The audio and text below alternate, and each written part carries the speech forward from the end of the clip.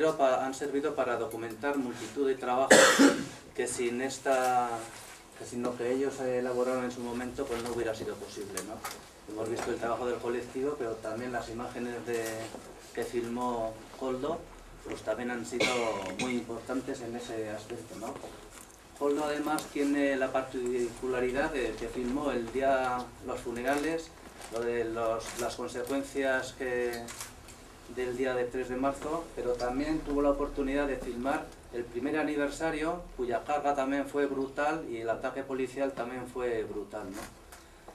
Me han dicho que lo más interesante de esta charla suele ser el coloquio posterior, las preguntas que podéis plantearles, pero que creemos que es imprescindible que nos cuente en principio Adolfo por qué o qué trabajo estaban desarrollando en aquel momento, qué pretensiones perseguían, cómo fue su venida a Gasteiz, cómo fue luego todo el posterior trabajo de persecución, ¿no?, en busca de ese documental, cómo tuvieron que salir para montarlo fuera del Estado español, tuvieron que ir a Francia y demás, pero bueno, sin más, que nos cuente Adolfo todas esas peripecias y luego Koldo también nos contará su vivencia.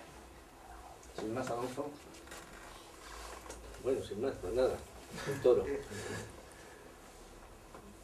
Nosotros, primero os voy a contar un poco qué éramos en 4 palabras, porque firmábamos pomposamente el colectivo de cine de Madrid cuando ya casi nos íbamos a disolver, o sea, un año después de esto, de rodar estas imágenes. Cuando rodamos estas imágenes éramos 3 personas, más o menos ligadas a lo que entonces se llamaba el partido, más o menos ligadas porque realmente éramos un grupo que funcionaba al margen. Decidimos venir a Vitoria para que veáis un poco cómo funcionábamos. Yo se lo contaba antes, pues porque yo lo oí en la radio de un taxi, circulando por Madrid. Fui a ver a Tino, la otra persona que vino aquí. Empezamos a discutir si podíamos venir, si no podíamos venir, porque nosotros hacíamos algunos rodajes en Madrid, pero en Madrid conocíamos a mucha gente y íbamos con apoyos para rodar. Aquí no conocíamos a nadie y la situación entonces pues no estaba para bromas. Fuimos a ver a Andrés, que era el otro miembro, éramos las 3 personas que más o menos habíamos empezado a rodar manifestaciones en Madrid. Yo tenía entonces unos 22 años, ellos unos 30 más o menos. Y bueno, empezamos a hacer llamadas a abogados, gente de cine, tal. En fin, a media tarde estaba claro que había material para rodar, porque no teníamos material, que había material para rodar. Y que si poníamos nuestro coche y el dinero de la gasolina, pues que hiciéramos lo que nos diera la gana y que Dios nos protegiera. Decidimos venir a Vitoria, viajamos durante la noche, luego nos enteramos que habíamos entrado un poco por casualidad, porque no había controles en la carretera que venía de Madrid y porque habíamos entrado justo antes de amanecer. Y aquí un poco, pues como se ven las primeras imágenes quizá del documental, empezamos a rodar desde un piso del que no pensábamos salir, ¿no? Poco a poco nos dimos cuenta de que no había policía, la gente un poco ligada a comisiones obreras que hacía lo que llamábamos entonces de piquete, es decir, que nos protegía, para que no nos metieran la cámara en la cara los manifestantes, en primer lugar, ¿no? Pues nos empezaron a decir que no iba a haber policía, y bueno, pues bajamos y rodamos, empezamos a rodar. Para que os hagáis idea, entonces no era ahora hay una cámara ahí sola que está grabando, ¿no? Graba el sonido y graba la imagen. Entonces había que ir con una cámara, había que ir con un magnetofón enorme para grabar este sonido. Era todo un despliegue que se veía mucho. Había que pedir ayuda a la gente para que pusieran el micrófono. Había gente alrededor que iba corriendo la voz de que éramos de los buenos, entre comillas, de que éramos de televisión alemana. Y pues bueno, eso hizo que nosotros pudiéramos grabar este material, ¿no? Salimos por la tarde pitando de aquí porque, bueno, prácticamente la gente que nos protegía nos echó diciendo que es que nos iban a pillar. Y nos fuimos a Madrid. En Madrid se reveló este material en Fotofil y por poco se pierde del todo, porque el material lo iba a denunciar el director del laboratorio, un director de cine muy importante, yo se lo contaba antes, de la época, que se llamaba Eloy de la Iglesia. Fue el que se metió en medio del director de Fotofil y la llamada de teléfono, y le dijo que si llamaba por teléfono no iba a ir ni una película suya a ese laboratorio, que era el único de Madrid y de España. Había Fotofil Madrid y Fotofil Barcelona. El otro se lo pensó, Eloy agarró los negativos y al día siguiente yo estaba en el Puerta del Sol, camino de París. En París montamos los documentales, montamos el documental, luego con más tranquilidad se volvió a remontar aquí y se metieron los sonidos que proporcionó gente de Vitoria, de las radios de la policía, ¿no? El sonido que es fundamental, yo creo. Y bueno, el documental se puso en circulación, sobre todo en colegios mayores, en cineclubs. El documental tiene mucha mejor calidad de lo que vosotros habéis visto. Está rodado con una calidad profesional, con 16 milímetros, unas partes en blanco y negro, otras en color. Y hoy en día es propiedad de Televisión Española, que entonces era el enemigo. Pero bueno, esos son vueltas que han dado todos estos materiales del colectivo de cine, que quizás son de lo poco que se rodó de la oposición, de los últimos años de la oposición al régimen de Franco. Rodamos Vitoria. Vitoria, os digo, fue una especie de catarsis, primero para nosotros. A nosotros pues nos impresionó mucho más de lo que os podéis imaginar ahora. Si algunos vivisteis aquellos acontecimientos lo podéis más o menos intuir, ¿no? Porque fue una cosa tremenda ver una ciudad en la calle manifestándose, era impensable entonces.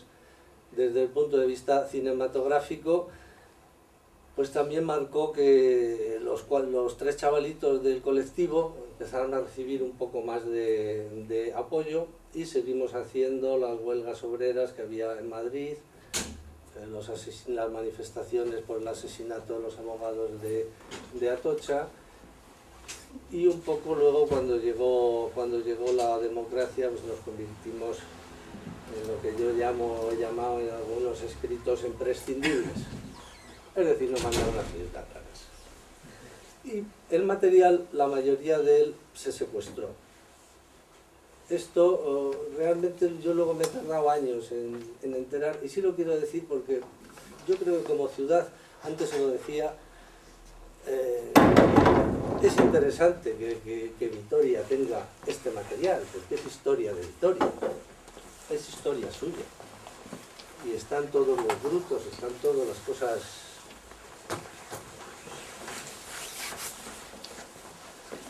Pero bueno, un poco esa es la historia de cómo se hizo a grandes rasgos. ¿Por qué lo hacíamos?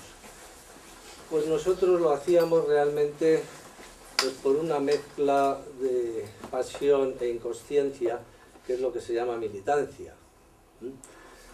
Y lo hacíamos también porque pensábamos que había que dejar una constancia de lo que estaba ocurriendo entonces, y lo que es más importante, pues pensábamos que éramos capaces, que teníamos una organización detrás que nos iba a apoyar puntualmente. Y esto también es cierto.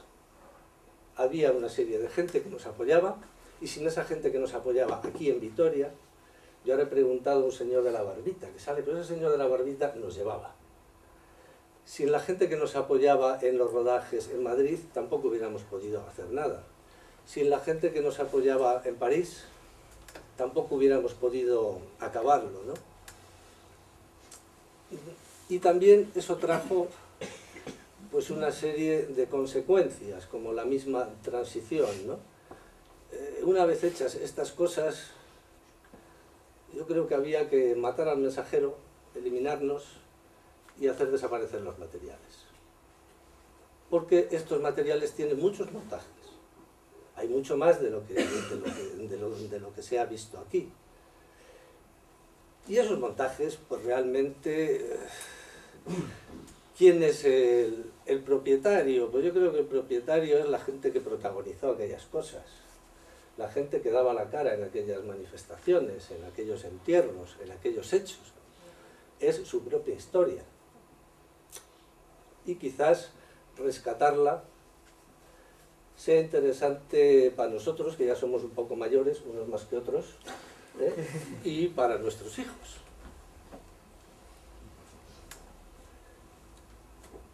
Le doy la palabra a Koldo y luego lo que queráis preguntar, pues lo preguntáis. Bueno, me gustaría hablar en euskera, pero como mi amigo no lo va a entender, pues entonces ya me permitiréis que use solo la lengua de Cervantes. Bueno, a mí cuando me han dicho eso de la valentía y todo eso, es que decía, ¿de quién hablarán? Porque yo cuando estaba rodando no me enteré ni de que había peligro en alguno de los rodajes. Bueno, tengo que decir primero que a mí el cine me ha gustado siempre desde crío, pero el cine hecho, no el hacerlo. Entonces en eso nos diferenciamos. Yo me he dedicado mucho más al estudio de las películas, a hacer análisis, crítica y todo eso. Pero en un momento, en la Academia de Cine que dirigía yo en el Cineforum, pues tuvieron, no sé si la mala o buena idea, de regalarme una cámara de Super 8. Y claro, empecé yo un poco y hacía alguna cosilla que otra, pero en eso me llamaron de la Ikastola Olavide para ver si podíamos hacer algo con los críos en horas extraescolares. Hicimos algunas películas que además tuvieron difusión en Euskadi por lo menos. Y precisamente el día 3 de marzo me tocaba clase en la Ikastola. Y llevaba ya un rollo. Pero en Ikastola, claro, ya sabéis que no hubo clase en ninguna parte. No había tienda abierta, aquí todo era algo que ahora ni nos podemos imaginar siquiera cómo pudo suceder todo aquello. Entonces, pues para hacer algo hacía tiempo que no había estado con unos amigos de Legutiano y fui a Legutiano. Y a la vuelta pude entrar, porque el portal de Villarreal estaba cerrado, y pude entrar al lado del cementerio de Santa Isabel. Pero porque vino un autobús de la policía y ellos obligaron a abrir a la gente que estaba allá, por cierto, una cosa bonita que habían hecho, estaban recién podados los árboles, hicieron una cosa preciosa que cerraba el paso. Bueno, entré y dejé yo el coche porque es que no me había enterado yo todavía de nada. Yo vi que todo Vitoria estaba de una forma un poco rara, pero no sabía nada. Y entonces dejé el coche en la correría donde solía parar y anduve por Vitoria. Y claro, dice que hay un muerto. Sí, dice que en el hospital está no sé qué. Oye, pues anduvimos por ahí, desde luego una ciudad fantasmagórica era. Aquello era el oeste americano, cuando no hay ninguna... Es que yo creo que no lo voy a olvidar jamás en la vida ese día. Algo impresionante. Y a mí sí que me hubiera gustado, pero no podía ir tampoco a por la cámara, porque ya no podía ir a donde había dejado el coche, estaba todo así. Y entonces a la mañana siguiente filmé. Solamente tenía un rollo que dura 3 horas y media. Oye, 3 minutos y medio. 3 minutos y medio. Y filmé un poco la cristalada que hay en las puertas de San Francisco, que misteriosamente, después de filmar yo, a la media hora estaban enteras. No sé qué pasó ahí, alguna cosa rara, ¿no? Que se juntaron los cristales o algo así, ¿no? Bueno, algo en la calle y en un momento sí que tuve un poco de... A todo lo filmaba fuera de la iglesia y fuera del obispado, dentro del coche. Eso sí, por si acaso, ¿no? Y en un momento vi que se acercaba un señor a mí. Y antes de llegar, se conoce que estaba buscando alguna cosa en la calle y se volvió. Yo decía, aquí ya me viene el policía a quitarme las imágenes, pero en lo demás nada. Después en el obispado filmé la famosa bolsa morada, donde estaban un montón terrible de casquillos que eran recogidos solamente dentro de la iglesia, ¿verdad, Félix? Eso me dijeron a mí. Y esa bolsa también misteriosamente desapareció. O sea que ahí voy diciendo que hay mucha gente que quiere que estas cosas no se divulguen. O sea, es preferible decir mentiras que no decir y aclarar la verdad. Después había algunas otras cosillas, muy poca cosa, porque en 3 minutos y medio no se puede filmar mucho, ¿verdad? 3 minutos y medio. Se filman 3 minutos y medio. Justo, 3 y medio. Justo. Ahora, a mí es que me impresionó tanto que después recogí toda la información que pude y así, y monté a mi manera una historia de eso con un título que se llamaba Neguasquina. Era un largometraje, más de 70 minutos, duraba entonces. Después ha estado en muchísimos sitios y, claro, primero yo lo hice en euskera para presentar en Cestona en el Festival de Cine Amateur. Después le cambié otra vez porque en esos de Super 8, como tienen cinta magnética, es que se puede repetir, ¿no? Se borra uno y se mueve. Pero después siempre he seguido con mucho interés.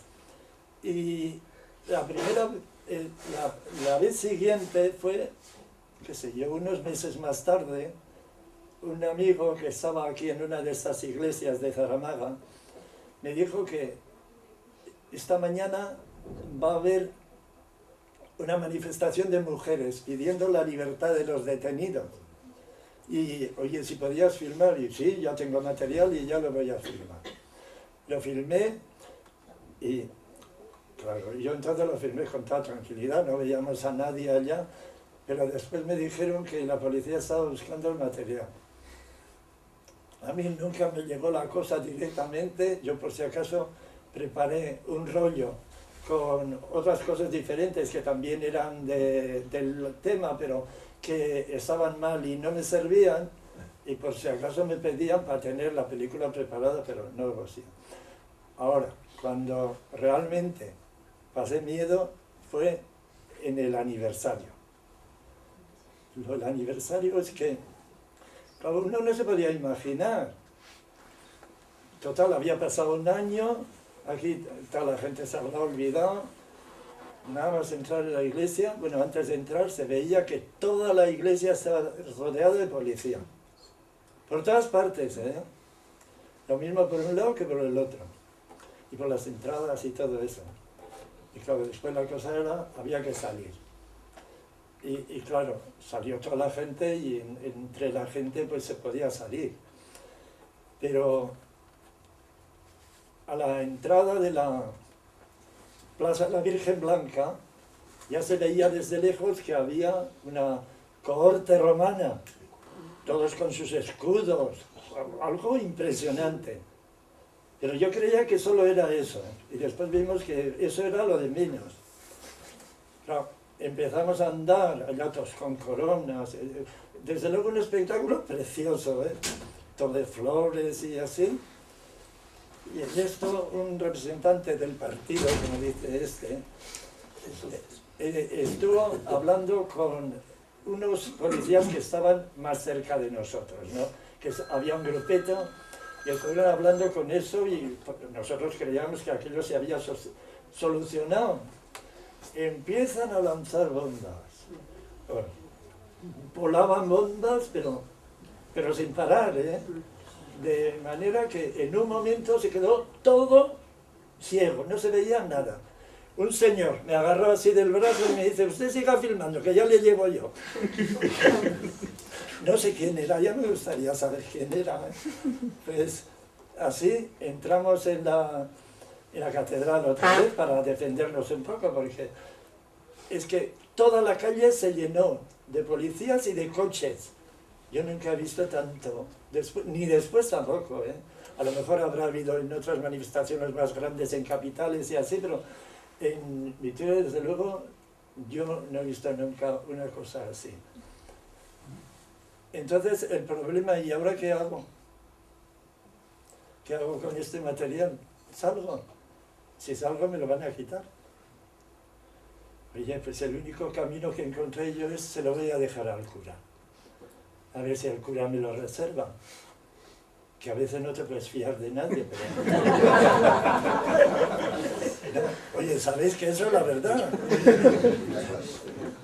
Ya sabéis lo que hacía aquel padre. Ahora, tírate, que yo te tengo. Y después se quitó, ¿no? Para que no te fíes ni de tu padre.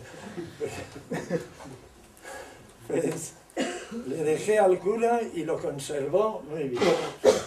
A la tarde no había nadie, fui y lo recogí. Bueno, pero había terminado en parte el problema.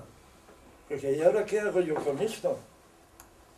Porque con tal la difusión que dieron ahí al acontecimiento, es que si mando a estudios españoles para que me lo revelen, a Kodak o a alguno de esos, es que lo voy a perder.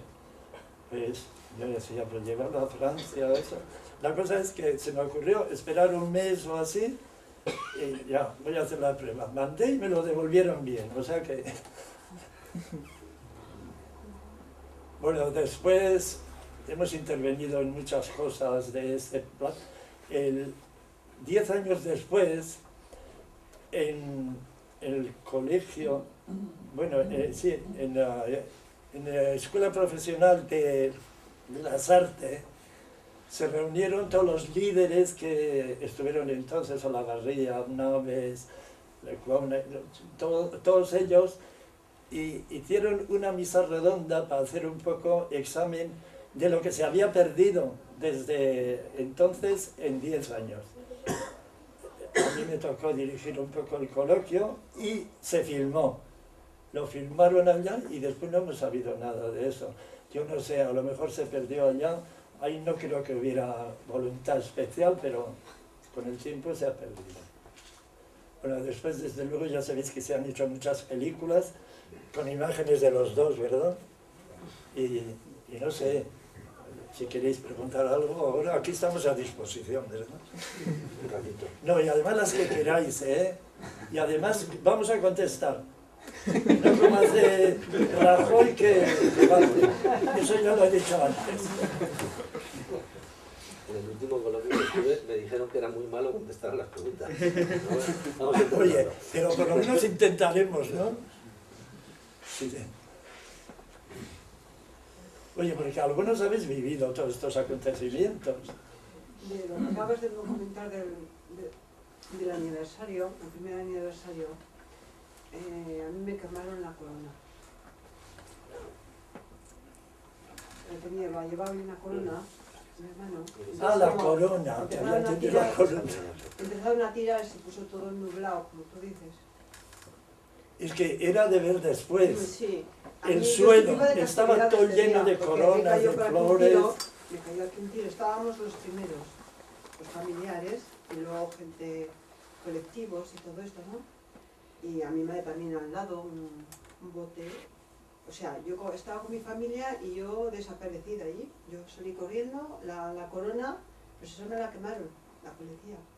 Sí, O sí. la soltaban, o la quemaban la corona, o me quemaban a mí también. O sea, esto no se sabe tampoco, esto lo he vivido yo. Sí, ese día fue... Es que no esperaba nadie, además, una cosa de esas. El primer aniversario. Sí, sí.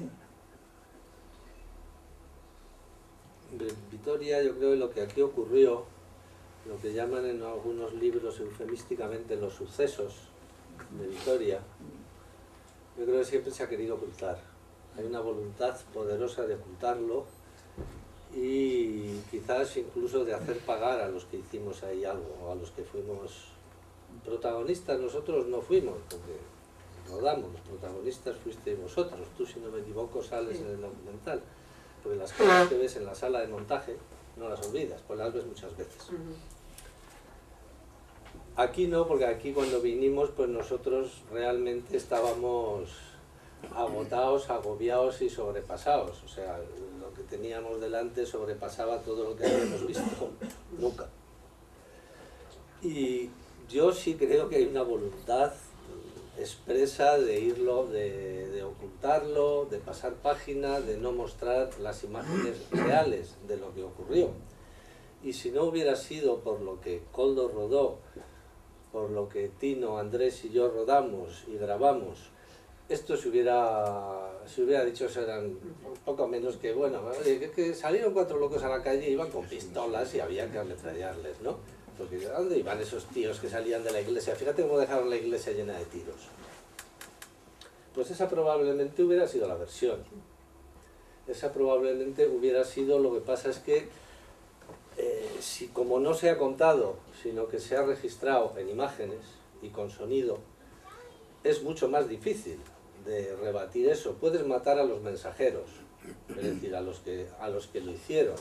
Puedes secuestrar las imágenes, puedes guardarlas bajo 7 llaves, porque a mí ahora me han venido a pedir imágenes de estas, yo que sé cuántas veces me las han pedido, pero les tienes que remitir a TV. TV es la que se ha hecho con las imágenes. No es que se las haya vendido al colectivo, es que un tío del colectivo se las ha vendido, pero la traición y el dinero pues está en medio de nuestra sociedad, como están los coches y los árboles, ¿no? Pero de ahí a que eso siga así, cuando son, quieras que no, imágenes históricas, que representan lo que un pueblo, lo que una ciudad hizo en un momento y que a lo mejor lo vuelve a hacer al cabo de 2 años o no lo vuelve a hacer hasta dentro de 200 años. Pues eso yo creo que está bien que la gente joven lo haya rescatado. Yo por mí no estaría aquí dando esta charla. Si no me hubieran venido a ver no sé cuántos chavales para hacer películas, para hacer tesis, para hacer historias. ¿Por qué? Pues porque, hombre, yo de estas cosas pues salí un poco escarmentado. Uno acaba en la cárcel, en fin, esas cosas, y luego tiene dificultades para trabajar, deja de trabajar en cine, en fin, menos mal que la capacidad de sobrevivir y de vivir historias, pues yo creo que es algo bueno que tiene el ser humano, cualquier animalito, y ahora pues me dedico a la medicina y puedo contar estas cosas. Pero realmente ganas de contarlas te quedan pocas después de cómo te tratan los camaradas del partido, de cómo te tratan los compañeros de cine y de cómo te trata un poco la vida en general, que dices, oye, yo quiero tener una familia y quiero vivir un poco tranquilo. La aventura está muy bien, vivimos muchas aventuras a los 20 años, las hicimos gordas, vale, pero oye, tampoco yo creo que hiciéramos mal a nadie. Tratamos de reflejar lo que había delante de nosotros, lo que la sociedad hacía, los sentimientos de la gente.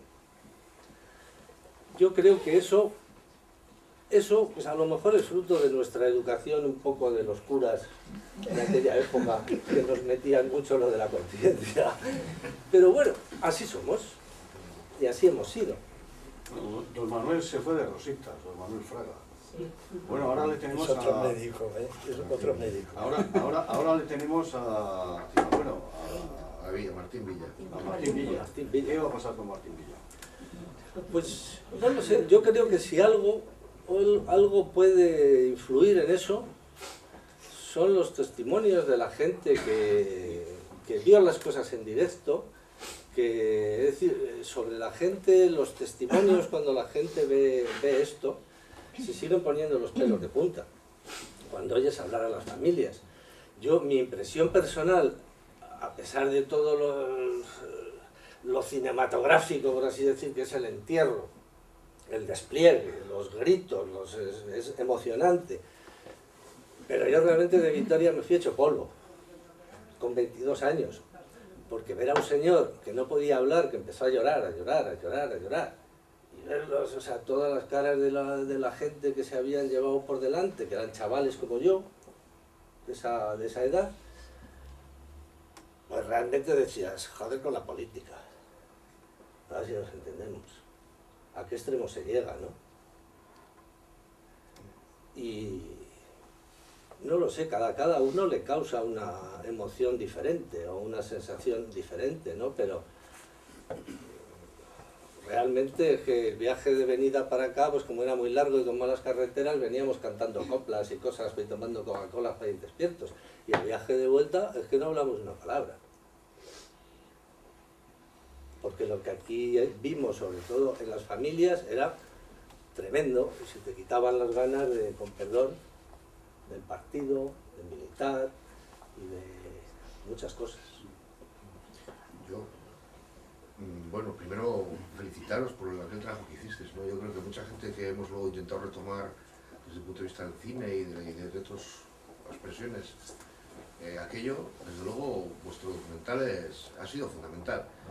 En mi opinión, yo además lo digo no por dar escoba, cuando vi eso dije, yo no voy a ser nunca capaz de hacer algo así, o sea, eso no se puede superar, porque tiene la frescura del momento, tiene eso, y luego... Eso lo hace la ciudad.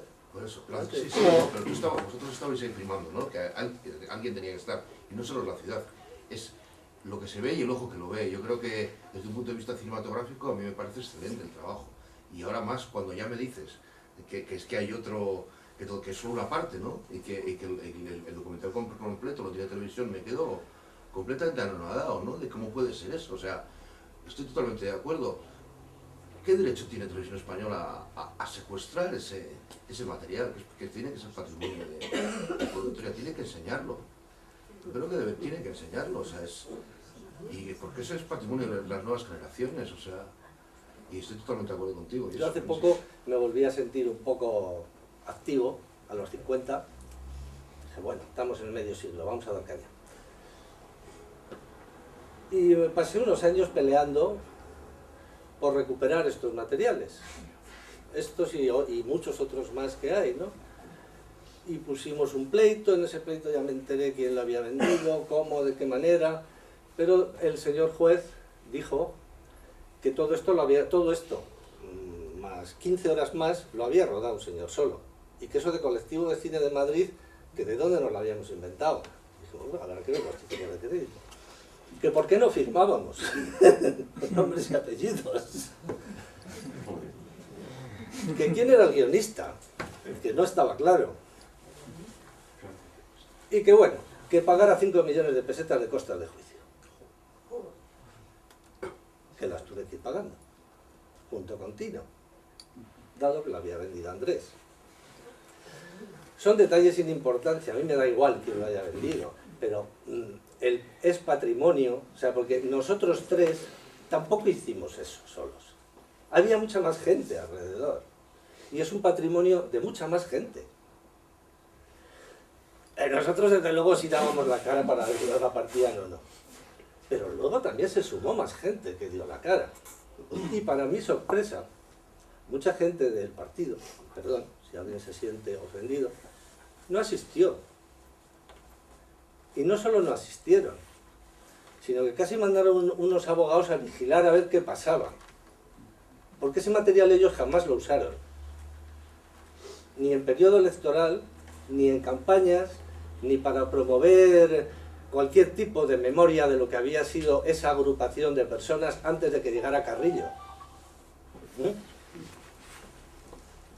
Entonces, dejan pocas puertas abiertas. Y a mí me dijeron, bueno, recurre al Supremo, porque total, si está a las costas, solo pueden ser unos 30 millones. Dije, y yo tengo un sueltecillo. Ya no trabajo en publicidad ni cosas de esas. Un poco dices, bueno, qué país, qué justicia, ¿no? Pero, sin embargo, la gente joven lo sigue sacando y lo sigue viendo. Yo esto lo colgué en el YouTube, no le hago ni caso, porque no tengo ni idea y la informática me molesta bastante, la uso en el trabajo, ¿no? como para estar encima más, pero lo colgué todo y tiene más de 100.000 visitantes ya. Es decir, es esa gente la que lo va a recuperar. La que va a recuperar la memoria de sus abuelos, más que de sus padres. Ahí también ha habido un saltito. ¿Sabes? Pero esa es un poco la realidad, ¿no? Y tiene su gracia también. Porque al final es salga el sol por donde sea. Como quiera. Sí. Yo creo que el cine es un testigo de cada época, ¿no? Entonces, cada periodo cinematográfico da un testimonio de la época determinada. Y en este caso, en vuestras filmaciones habéis transmitido un mensaje determinado. Mi pregunta concreta sería, ¿qué queríais comunicar? ¿Qué queríais transmitir a la hora de tomar las imágenes que estabais tomando? Porque es un testimonio el cine, pero tomado por un ojo concreto, que se enfoca de una manera determinada, que busca transmitir un mensaje determinado. Vosotros concretamente, tanto Koldo como tú, ¿qué queríais transmitir con las imágenes? Como a mí, por ejemplo, por poner un ejemplo muy concreto, me ha dado la atención muy favorablemente el protagonismo femenino que has dado a las imágenes. Aparece mucho la mujer, entrevistas, etcétera, incluso llevando los féretros.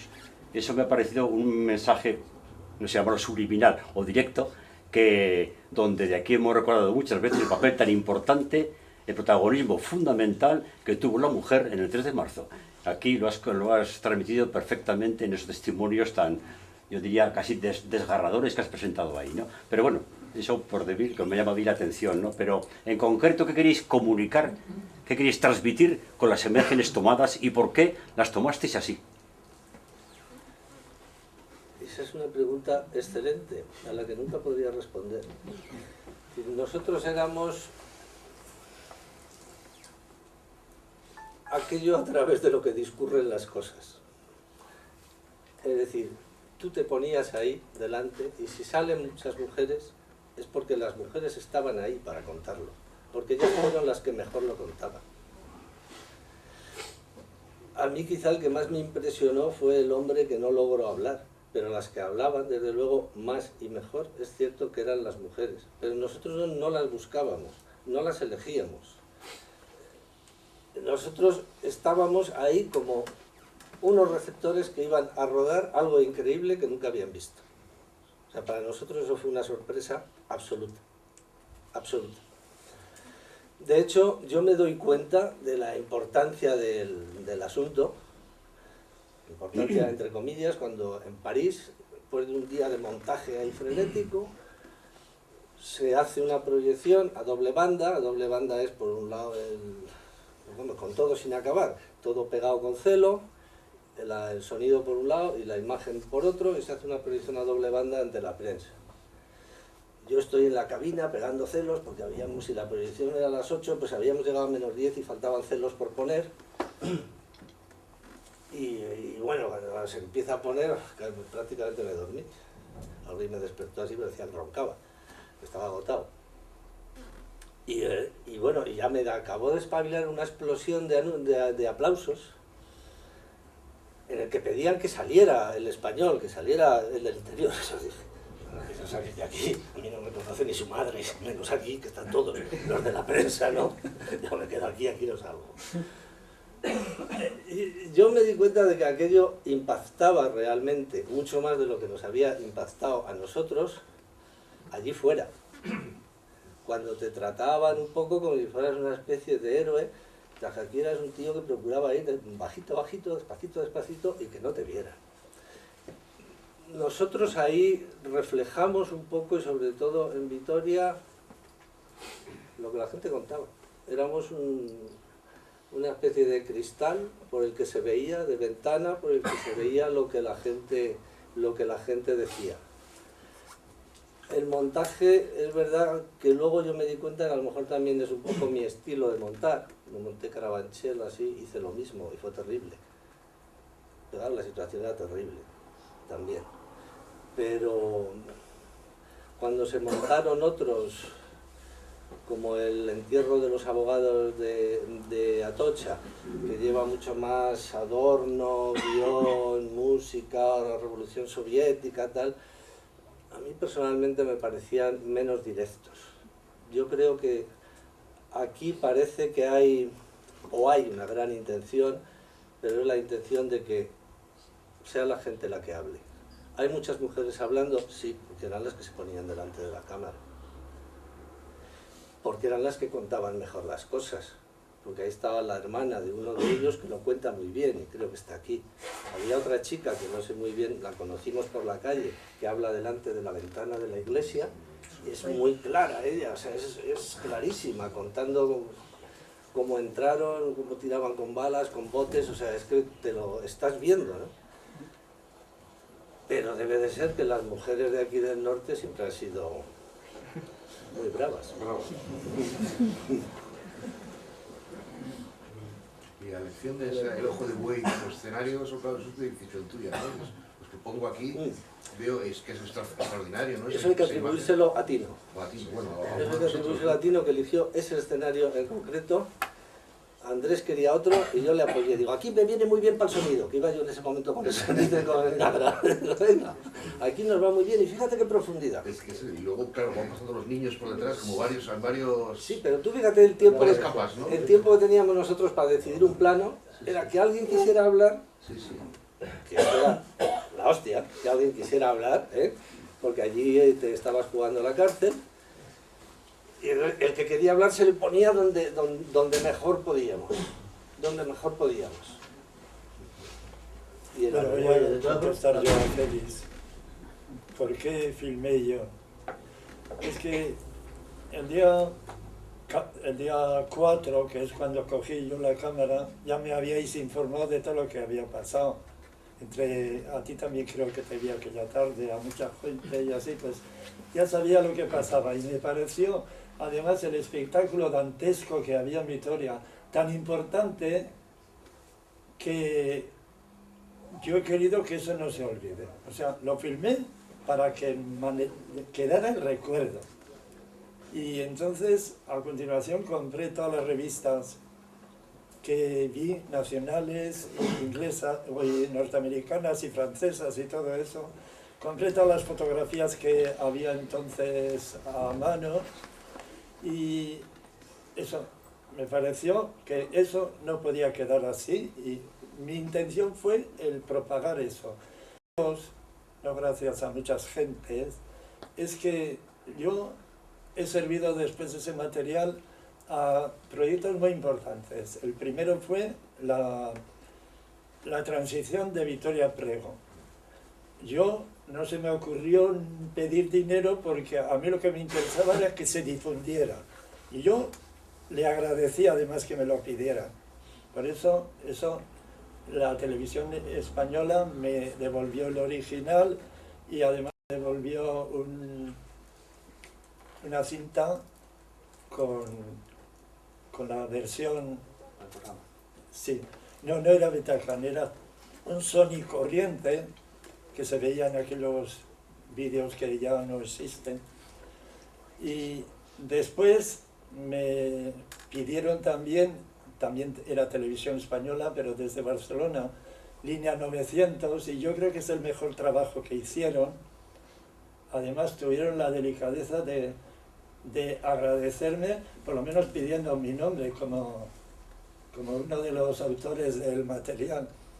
Después no digamos nada, ese largometraje donde aparece Luis Llach, así, la memoria, no sé qué. Eso. También me pidieron esas imágenes de una exposición grande que hicieron en Barcelona sobre la transición. Además publicaron un libro que tuvieron la delicadeza de mandármelo también. Y yo creo que se han hecho más cosas también, ahora no recuerdo, pero... Y además se ha exhibido todo esto en infinidad de sitios. También en el extranjero, pero aquí por todas partes. Les he estado contando que me recordaron el día pasado una anécdota que yo en la escuela de Ribavellosa, ya conocéis dónde está Ribavellosa, pues a los alumnos que tenía de catecismo y así dije, esta tarde os voy a dar la película. Les di la película y en aquel momento llegó el gobernador civil, que fue el causante de todo lo de eso, y ellos estaban en el colegio y estaban proyectando eso. Todavía hay mucha gente que me suele pedir, a ver, o sea, entre amigos y así, oye, tú ya tendrás alguna copia, y, oye, queríamos ver y eso. O sea que esa fue mi intención feliz, el difundir, que creo que pocas cosas importantes pasarán en Vitoria más que aquello, el tiempo que vivamos. Eso pienso yo. Bueno, de todas formas, terminando con lo que acaba de decir Koldo, si no llega a ser efectivamente por ese tipo de filmaciones no estaríamos seguramente hablando, pero eso nos refleja, vamos a decir, una imagen visual, pero es que para llegar a esa imagen visual hay otra imagen escrita, que es la que formó todo ese colectivo de trabajadores y trabajadoras que estaban no solo por una reivindicación meramente económica, partiendo de aquello, sino que de alguna forma se estaba planteando en la calle un cambio social totalmente antagónico con el que se estaba manteniendo hasta esa fecha. Y eso es lo que paulatinamente y poco a poco se fue concienciando al pueblo para tener la fortaleza que consiguió hasta esos meses de marzo. Y yo creo que eso es fundamental de alguna forma también ahora recordarlo. Todo el movimiento que habéis comentado de mujeres, todo el movimiento solidario que se daba, desde las cajas de resistencia, no como las de ahora que tienen los sindicatos, sino donde colaboraba desde el tendero hasta, bueno, cualquiera. La propia colaboración que inicialmente tuvo el clero dejándonos las iglesias para hacer asambleas. O sea, todo un cambio en contra del sindicato vertical. O sea, es decir, todas esas imágenes, si no se llegan a llenar de letra, y esa letra la asume el pueblo, no hubiese estado el pueblo. Por eso yo creo que es importante también recordar este tipo de planteamientos.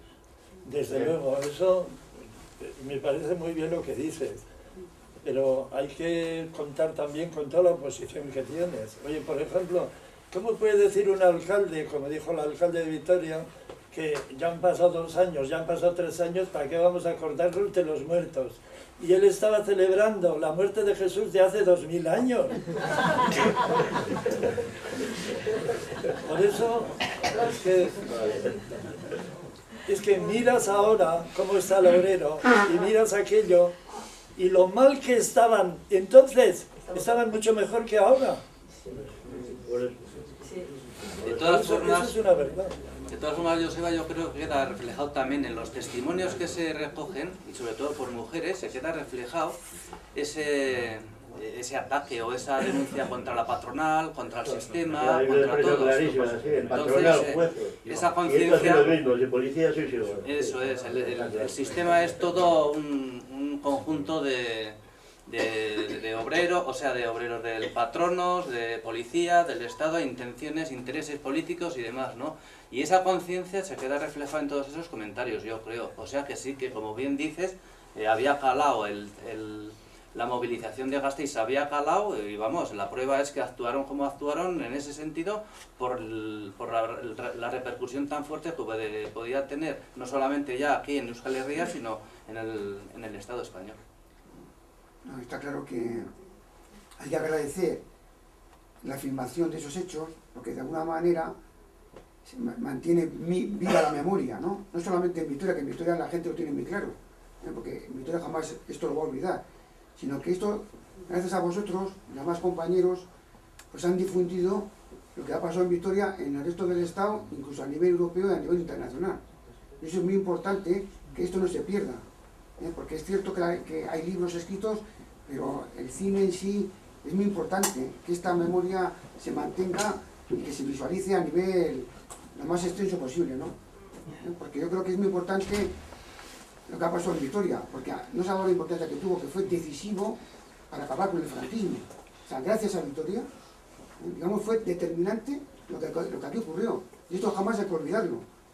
Por eso es muy importante que nuestros hijos y nuestros nietos lo conozcan de una manera real, como está pasando aquí, para que esto se mantenga viva, porque el compañero ha dicho que esto puede pasar dentro de 200 años. Yo creo que ahora mismo, tal y como están los hechos, yo creo en la revolución y pienso que más tarde o más temprano la gente se va a levantar, porque hay un descontento social muy importante. El problema es que nadie ha tomado una dirección correcta de los hechos y una alternativa clara. Yo estoy convencido que en estos momentos hay tanto descontento más que en aquella época. Pero falta una dirección que sea capaz de ese movimiento aglutinarlo bajo un programa concreto y tirar a este régimen, a este gobierno en concreto, a la calle, porque ya basta ya de esta gentuza. Es que quizás estás dando una de las claves de por qué Vitoria, vamos, Vitoria me refiero como título, lo que ocurrió aquí, el documental que se ve, no se muestra, y es porque muestra a una ciudad, a un pueblo unido, entero, en marcha. Mientras que ahora, en la sociedad que vivimos, tendemos a estar con el móvil, con el ordenador, 5 chavales en un banco, cada uno con su chismito. Es decir, eso no es un trabajo colectivo, no es un baile, no es una fiesta, no es un funcionamiento en común.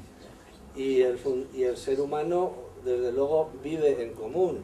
Si el poder, los poderosos, nos separan de cada uno por un sitio, no vamos a hacer nada. Yo quería preguntar sobre un poco a los dos sobre el proceso fílmico que es, digo, sobre el proceso fílmico que vosotros realizasteis.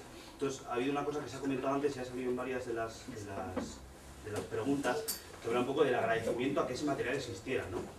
Y un poco a colación de lo que decía ahora mismo, que todos ahora mismo tenemos la tecnología y una agresión policial, cualquier tipo de manifestación se graba y cuando doblas la esquina ya se ha subido a YouTube, que puede tener tantas reproducciones.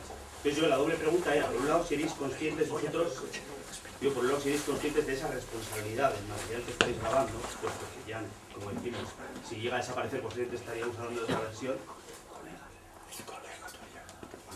Digo que si eres consciente de esa responsabilidad y por otro lado, y quizás diciendo también en la parte de Colectivo de Cine en Madrid, esa militancia de 20añera, si teníais algún proceso de montaje en el que particularmente no quisierais introducir vuestra visión particular.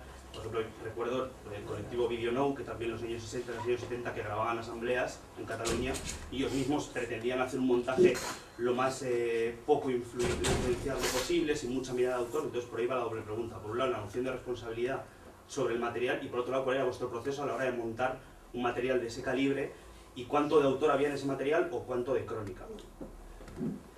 Yo, en lo que a mí respecta, o te dejo a ti primero. No, en Cataluña desde luego se ha trabajado mucho, ¿eh? Al poco tiempo de suceder los acontecimientos, 2 vitorianos que vivían ya en Cataluña hicieron una película preciosa.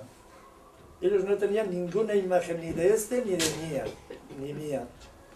Y sin embargo, con imágenes normales de las calles de Vitoria, ellos contaron un acontecimiento, a mí me resultó verdadero, aunque yo lo había visto, y allá no aparecía nada de lo que yo vi, sin embargo me pareció algo impresionante. Después ya os he dicho que Línea 500 pues hizo un documental precioso, para mí el mejor de los que ha hecho televisión. Después la gran película, largometraje ese de pantalla panorámica y todo eso. Y después esa exposición, yo creo que todavía siguen en Cataluña con idea de seguir con el tema. Esa noticia tengo. Yo, fíjate, si te quiero responder a esto, nosotros teníamos básicamente miedo y esperábamos salir medio bien de cada rodaje. Y eso lo conseguíamos con carnets de televisión alemana. Entonces solo nos arreaban algo, nos quitaban el material, las cámaras, pero no nos metían a la cárcel hasta que te metían. Es decir, no todas las veces. Y lo único que hacíamos, desde luego, era sobre todo una crónica. Yo sí, después, quise hacer una película, un largometraje ya más de autor o más con mi visión, con todos los materiales o con parte de los materiales de lo que habíamos rodado, que eran muchas cosas, eran festivales de musicales, eran pues el entierro en Madrid de los abogados de Atocha, lo de aquí, de otras ciudades a las que fuimos, pero eso realmente nunca fue posible porque los materiales ya no estaban y el proceso un poco de buscarlos me llevó casi 15 años. Porque era un misterio absoluto, nadie sabía nada, pero aparecían por todos los lados.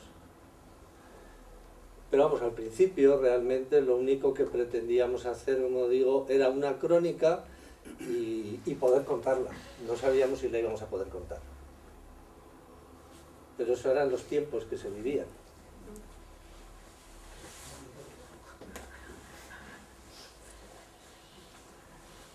En cualquier caso, después de la importancia de todos los materiales, como decía Adolfo y demás, el que no quiere ver, no quiere ver. Por muchos documentales, por muchos libros que lea y demás, ¿no?